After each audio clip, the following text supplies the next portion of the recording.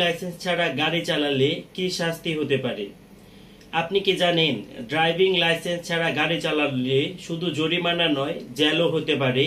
Bangladesh traffic আইন অনুযায়ী যদি কেউ ড্রাইভিং লাইসেন্স ছাড়া গাড়ি চালায় তাহলে এটি একটি শাস্তিযোগ্য অপরাধ হিসেবে গণ্য করা হবে।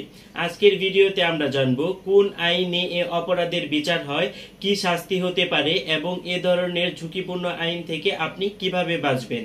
আইনগত ভিত্তি হিসেবে আমরা যদি বলি, বাংলাদেশ সড়ক পরিবহন আইন 2018 অনুযায়ী, রোড ট্রান্সপোর্ট অ্যাক্ট 2080 অনুযায়ী ধারা 44 বলেছে কোন ব্যক্তি বৈধ ড্রাইভিং লাইসেন্স ছাড়া মোটর যান চালাতে পারবেন না। আমি আবারও বলছি, ধারা 44 বলেছে কোন ব্যক্তি বৈধ ড্রাইভিং লাইসেন্স ছাড়া মোটর যান চালাতে পারবেন না। এই ক্ষেত্রে কেউ যদি ড্রাইভিং লাইসেন্স ছাড়া বৈধ ড্রাইভিং লাইসেন্স ছাড়া গাড়ি চালায় তাহলে তার কি ধরনের শাস্তি হতে পারে? যদি কেউ ড্রাইভিং লাইসেন্স ছাড়া গাড়ি চালান প্রথমবার ধরা পড়ে তাহলে তার জন্য সর্বোচ্চ 6 মাসের কারাদণ্ড বা 25,000 টাকা অর্থদণ্ড হতে পারে, অথবা উভয় দণ্ড হতে পারে। পুনরায় একই অপরাধ করলে এই শাস্তি বাড়তে পারে। লাইসেন্স ছাড়া গাড়ি চালালে আরো কিছু ঝুঁকি রয়েছে, যেমন দুর্ঘটনা ঘটলে বীমা কার্যকর হবে না, চালকের পাশাপাশি গাড়ির মালিককেও জবাবদিহি করতে হবে এবং ট্রাফিক পুলিশ গাড়ি আটক করে থানায় নিতে পারবে। লাইসেন্স পাওয়ার নিয়ম: ন্যূনতম বয়স প্রাইভেট কার বা মোটর সাইকেলের জন্য 18 বছর, বিআরটিএ থেকে লার্নার লাইসেন্স নিতে হবে। নির্দিষ্ট সময় প্রশিক্ষণ শেষে পরীক্ষায় উত্তীর্ণ হয়ে স্থায়ী লাইসেন্স পাওয়া যায়। এখন ধরুন ড্রাইভিং লাইসেন্স নেই, পুলিশ আটক করেছে এবং কিছুক্ষণ পর পুলিশ টাকা খেয়ে ছেড়ে দিল, বা মোটর সাইকেল চালানোর সময় 18 বছরের কম বয়সী ছেলে মেয়ে লাইসেন্সহীন আটক হয়েছে, তাহলে সেই ক্ষেত্রে কি হবে? লাইসেন্স ছাড়া পুলিশ আটক করে কিন্তু এরপর পুলিশ যদি টাকা খেয়ে ছেড়ে দেয়, সেই ক্ষেত্রে ড্রাইভিং লাইসেন্স ছাড়া গাড়ি চালানো সড়ক পরিবহন আইন 2018 এর ধারা 44 অনুসারে একটি অপরাধ। এর শাস্তি হচ্ছে 6 মাসের কারাদণ্ড এবং 25,000 টাকা জরিমানা অথবা উভয় দণ্ডই হতে পারে।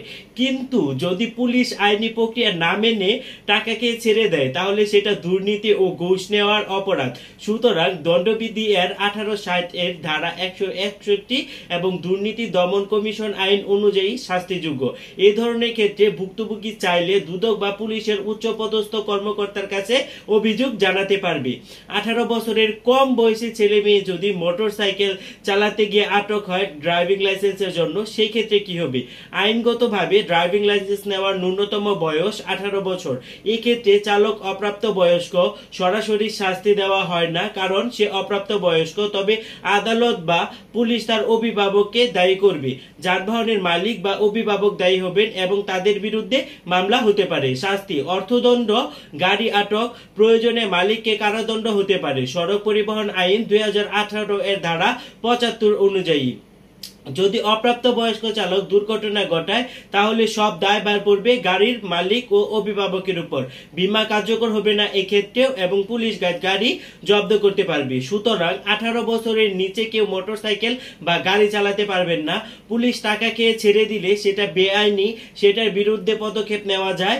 বৈধ ড্রাইভিং লাইসেন্স ছাড়া গাড়ি চালানো আইনগত অপরাধ, তাই আগে লাইসেন্স নিতে হবে। আমার ভিডিওটি আপনাদের কেমন লাগলো সেটি অবশ্যই আপনারা আমাকে কমেন্ট সেকশনে জানাবেন।